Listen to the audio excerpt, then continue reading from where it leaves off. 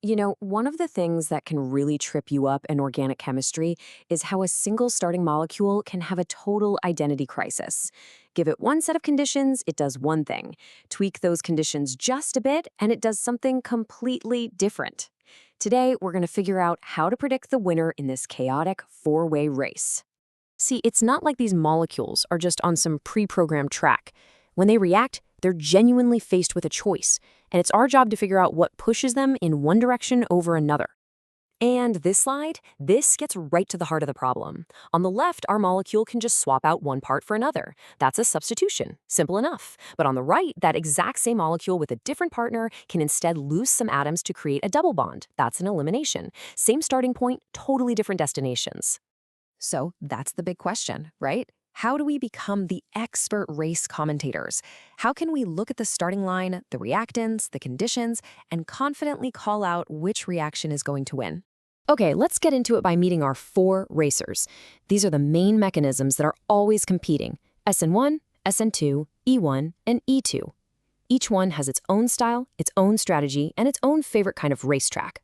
First up, we've got the SN2 reaction. I like to call this one the sprinter. It is all about raw speed and efficiency. It doesn't mess around with multiple steps. Nope. In one smooth, coordinated motion, the new group comes in and attacks, kicking the old group out at the exact same time. It's powerful and it's over in a flash. And here is the SN2's signature move. It has to absolutely perform what's called a backside attack. The nucleophile has to come in from the side that's exactly 180 degrees opposite the leaving group.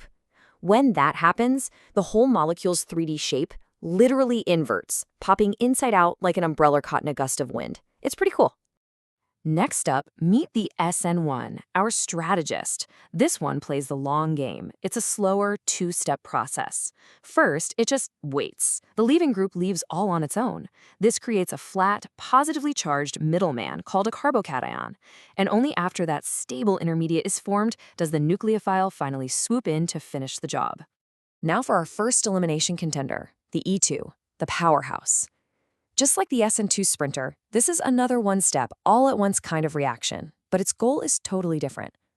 A strong base comes in and just rips a hydrogen off a nearby carbon, and that sets off a chain reaction. A double bond forms and the leaving group gets ejected, all in the same instant. But here's the catch with the E2.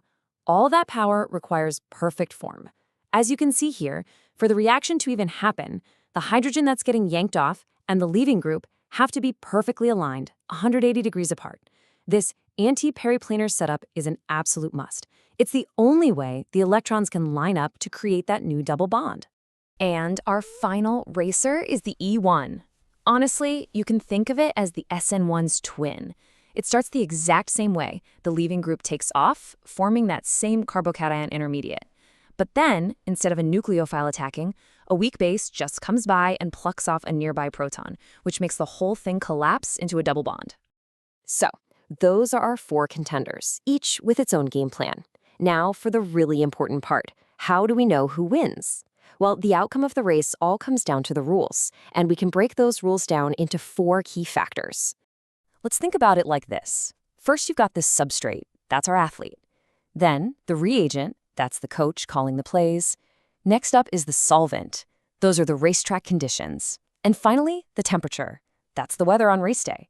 If you analyze these four things, you'll know who's going to win. All right, let's break it down. Role 1, the substrate, our athlete.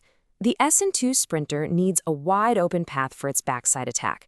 Any big, bulky groups getting in the way, what we call steric hindrance, is like trying to score against a fat goalie. It's just not going to happen.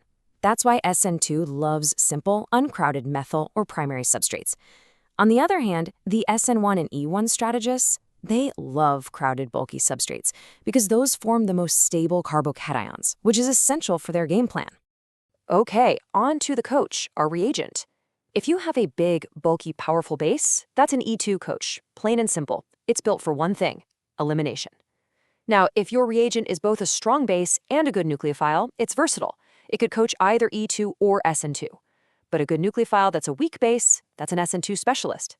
And if you have a weak, patient reagent, well, it's only suited for the slow and steady SN1 and E1 races. And finally, the race conditions. Solvents like water or alcohol, which we call polar protic, are fantastic at stabilizing that carbocation intermediate. So they basically roll out the red carpet for SN1 and E1. Polar aprotic solvents, though, are the perfect track for the SN2 sprinter. And temperature? Well, heat is just energy. It favors reactions that create more chaos, more entropy. And since eliminations turn one molecule into two or more, they win the entropy game. So turning up the heat gives a huge boost to our elimination racers, E1 and E2. All right, we have our framework, we know the racers, and we know the rules of the road. Let's actually put this to the test and predict the winner of a real reaction. So here's our race. We've got 2-bromopropane as our athlete, reacting with sodium ethoxide as our coach, and it's all happening in an ethanol solvent. The starting gun has just fired. Which of our 4 racers is going to take the lead? Let's analyze this step by step. First, our substrate is secondary. Okay, that means nobody's knocked out yet. All 4 are technically still in the race. Second, the reagent, ethoxide. Aha, this is the big clue. Ethoxide is both a strong base and a good nucleophile. That tells us we're looking at a powerful one-step reaction. The slow, patient SN1 and E1 guys, they're going to get left in the dust. So we're down to a head-to-head sprint between SN2 and E2. And since ethoxide is a really strong base and our secondary substrate is perfectly happy to undergo elimination, the E2 powerhouse is going to edge out the SN2 sprinter for the win. And that's really all there is to it. By using that 4-factor analysis, we took a confusing 4-way free-for-all and turned it into a confident prediction. This is the champion framework you can use every single time. And this table right here, this is your secret weapon. It puts all the logic we just talked about in one convenient spot. You can see all the factors, substrate, reagent, and even a few extra details like kinetics and stereochemistry, which describe the 3D outcome. Seriously, this is the ultimate cheat sheet for figuring out any substitution or elimination problem you're ever going to face. Because the real takeaway here is that you don't need to memorize hundreds of different reactions. That's a losing game. Instead, if you just learn the patterns, if you understand the personalities of the racers and the rules of the race, you'll be able to predict the outcome of a race you've never even seen before. But of course, the rabbit hole goes deeper. What happens when our E2 powerhouse has more than one hydrogen it could potentially remove? Well, that just sets up an entirely new race, a nail-biting finish between the Zaitsev and Hofmann products. But that is a story for another explainer.